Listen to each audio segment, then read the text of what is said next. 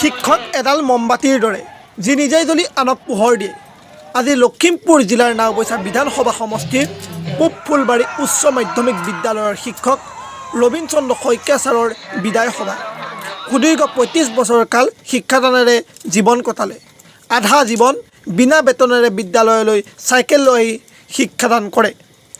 সমাজৰ বিভিন্ন কামত আগভাগ লৈ সমাজখন আগুৱাই নিয়াত যৎপৰোনাস্তি চেষ্টা কৰে, যাৰ বাবে আজি তেখেতৰ বিদায় মুহূৰ্তত ফুলবাৰীবাসী মৰ্মাহত হয়।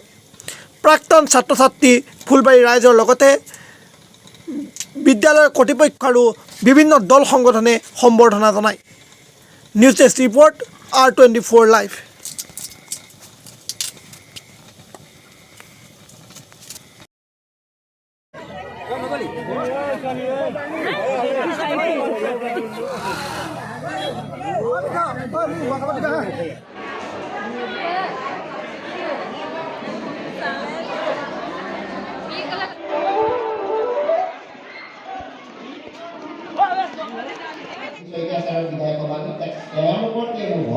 মই সেইটো বিশ্লেষণ কৰি চাবলৈ বিচাৰিছোঁ, কাৰণ যিহেতু এই বিদ্যালয়ত অনুভৱ কেনেকুৱা আজি? মোৰ অনুভৱ ভাল হৈছে। মই ভাল পাইছোঁ। দীৰ্ঘ 25 বছৰ কাল চাকৰি কৰাৰ পাছত এতিয়া বয়সে কৈছে বিয়া হোৱা কথাটো, যিটো মই মানি লৈছোঁ। ছাত্ৰ ছাত্ৰী, অভিভাৱক, মোৰ শিক্ষক বন্ধুসকলৰ মই সঁহাৰি পাইছোঁ, ভাল পাইছোঁ।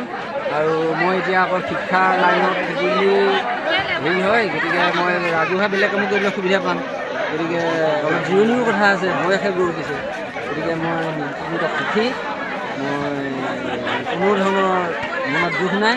ইমানখিনি ছাত্ৰ ছাত্ৰী, ইমানখিনি অভিভাৱক, ইমানখিনি মোৰ প্ৰাক্তন ছাত্ৰ অভিভাৱকসকলৰ লগত মই এনেকৈ আজি হাঁহি ধেমালি কৰি বিদায় ল'ব পাৰিছোঁ।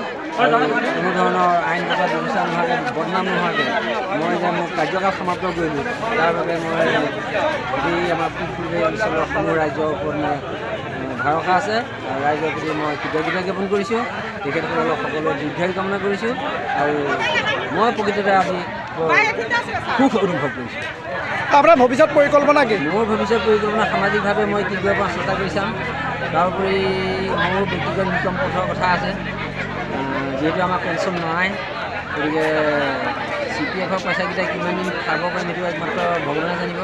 তথাপিতো বাঘ বুঢ়া হ'লেও কেতিয়াও ঘাঁহ নাখায়। কিবা কৰ্ম কৰি খাব লাগিব। যদি ভগৱানে ভাল কুশলে ৰাখে, মই বেলেগ কিবা কৰ্মপন্থা হাতত ল'ম বুলি মই চিন্তা কৰিছোঁ। যিটো আজি ছাৰ বিদায় হৈছে, আপোনাৰ অনুভৱ কেনেকুৱা? আজি আমাৰ বিদ্যালয়ৰ জ্যেষ্ঠ শিক্ষক শ্ৰীযুত ৰবীন শইকীয়া ছাৰ বিদায় হৈছে। আমি একফালৰ পৰা মৰ্মাহত হৈছোঁ, কাৰণ স্কুলৰ প্ৰশাসনিক দিশটো অলপ দুৰ্বল হৈছে যেন অনুভৱ হৈছে। কিন্তু আনফালৰ পৰা আমি সুখীও অনুভৱ কৰিছোঁ। ইমানসকল ছাৰ বাইদেউ লগতে প্ৰাক্তন ছাত্ৰ ছাত্ৰী আৰু মৰমৰ বন্ধুসকলৰ লগত সগৌৰৱে তেওঁৰ ঘৰত আহি এনেকৈ আমি বিদায় দিব পৰাটো এটা গৌৰৱৰ কথা। কিছুমান আমাৰ সহকৰ্মী বন্ধুসকলে বিদায় ল'ব নোৱাৰাকৈ প্ৰিয় সংসাৰ ত্যাগ কৰিলে, সেইটো বৰ বেদনাদায়ক। কিন্তু তাৰ মাজতেই আমাৰ এইজন বন্ধুৱে আজি সগৌৰৱে বিদায় লোৱাত আমি বৰ সুখী অনুভৱ কৰিছোঁ। আৰু তেওঁক আমি ভগৱানৰ ওচৰত দীৰ্ঘায়ু কামনা কৰি আৰু পৰিয়ালবৰ্গৰ লগতে বিভিন্ন সামাজিক কামত তেওঁ আত্মনিয়োগ কৰিব বুলি আশা কৰি বাট চাই ৰ'লোঁ। কি ক'বা চল আজি এই বিদায় সভা অনুষ্ঠিত সন্দৰ্ভত?